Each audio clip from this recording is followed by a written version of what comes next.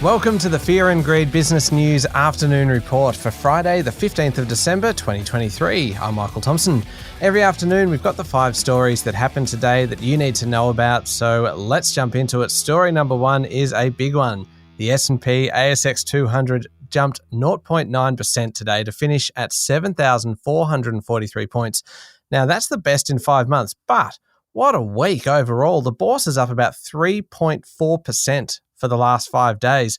Now, today's surge came on the back of a big rally on Wall Street, with investors in the world's largest economy increasingly confident now that the next move in interest rates is going to be down. This morning, the Dow Jones closed at a record level, while the broad-based S&P 500 was close to a new high.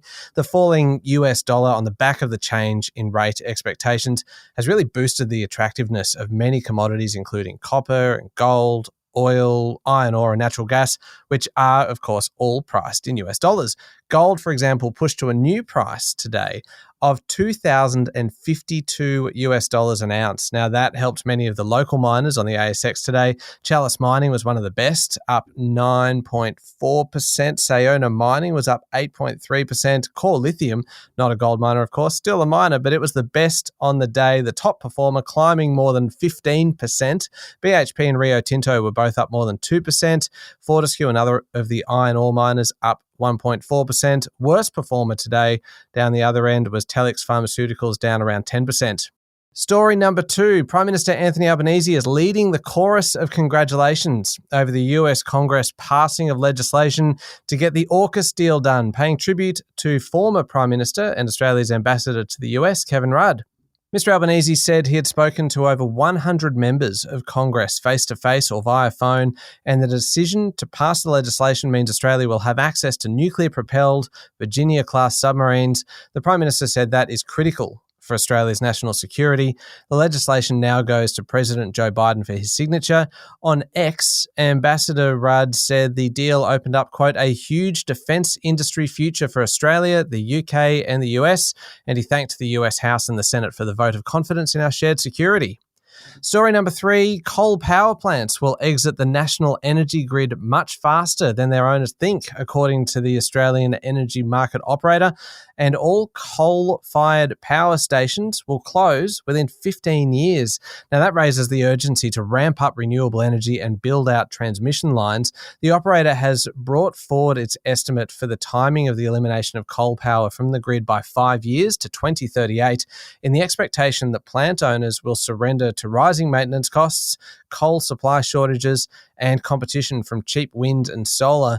The latest forecast for the demise of coal power points to the shutdown of some plants almost 10 years earlier than scheduled, including Alinta Energy's Loy Yang B in Victoria, which is officially due to run until 2047. Story number 4, the competition watchdog has blocked plans for the numbers 2 and 3 pathology players to join, not allowing Australian Clinical Labs' buyout of Helios. ACL is the smaller of the two and came up with the plan, but a few things have happened since March when the deal was announced beyond the ACCC's rejection. The big one was the deterioration in Helios' share price, down 45% since the offer. That was in response to Helios's board rejecting the ACL offer, and eventually its chairwoman was forced out by angry investors. ACL remains open, says, to a future deal provided the terms are recut, and will be closely monitoring the performance of Helios over the next few months.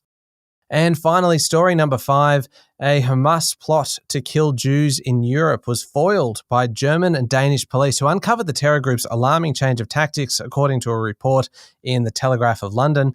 Now, 3 people were arrested in Germany, 3 in Denmark, and 1 in the Netherlands, with the Danish Prime Minister describing the plot as, quote, extremely serious. The Hamas operatives were under orders to bring a cache of weapons from an undisclosed location in Europe to Berlin to attack Jewish institutions. This is according to German prosecutors. Now, Germany has said that 4 of the 7 suspects in the alleged plot are members of Hamas. The suspects were allegedly planning attacks across Europe. Western intelligence agencies have previously warned that the war in Israel has increased the risk of attacks on Jews in Europe. That's it for the afternoon report for Friday, the 15th of December 2023. Don't forget to hit follow on the podcast and find Fear and Greed on LinkedIn, Instagram, X and Facebook.